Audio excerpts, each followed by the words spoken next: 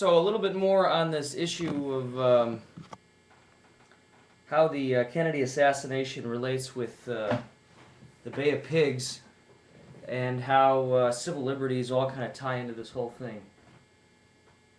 Well, the interesting thing, of course, is that obviously all presidents inherit a cultural political milieu. Yeah. They operate within a system, and within that system, there's certain expectations, which obviously create duties and responsibilities. And obviously, Kennedy inherited that milieu, political social milieu, of high expectancies, and the end result, of course, is he came into office in 1961, and I look at it as though the powers that be were obviously measuring his actions, not only judging them based on what he did or can do, but of course the opposite is even more important: what he can't do or won't do. And for that two-sided coin, what he can do and won't do or can't do, that leads to lots of difficulties. And I look at it as though the big social political milieu of the 50s and the 60s was the civil rights movement. And the civil rights movement, of course, came to fruition ideally when Kennedy was elected the president. And Kennedy had approximately 3 years or 2.5 years to pass a civil rights bill.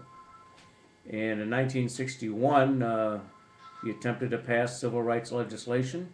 And in 1962, he attempted to pass civil rights legislation, failed. And in 1963, his civil rights legislation fell flat. And I like to look at it as 1961, strike one, 1962, strike two, and 1963, strike three. You're out, because you can't pass the civil rights bill, which is so an inherent necessity for the betterment of the United States. And of course, his successor, Lyndon Johnson, you have to recall that Lyndon Johnson, of course, was Kennedy's boss in the United States Senate. Jack Kennedy, the junior senator from Massachusetts, had to report to Lyndon Johnson.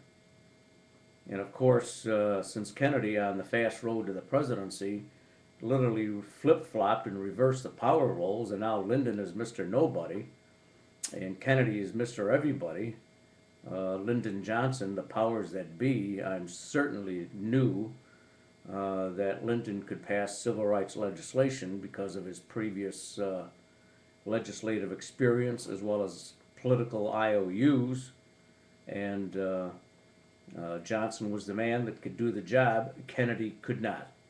And I would like to think that the powers that be weren't going to wait until 1964, 1965, and see if he had enough political inertia or leadership, moral leadership. And I think they came to the grand conclusion that he was not the man of the hour, and Lyndon was the man of the hour.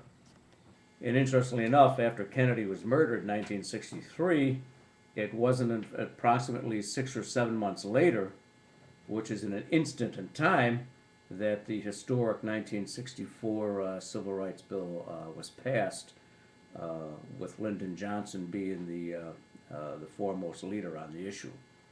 And so basically the assassination, in a very direct sense, created the 1964 Civil Rights Bill. One could almost postulate without any hesitation, at least according to my thought process, that had Kennedy remained president and the assassination had not taken place, that the Civil Rights Bill would have never been passed in 64, 65, or 66 at any time during Kennedy's presidency.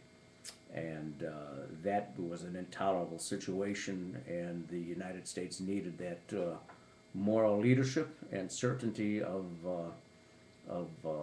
the civil rights for all people in the United States, and Kennedy couldn't meet that burden, and therefore the execution took place. Thank you.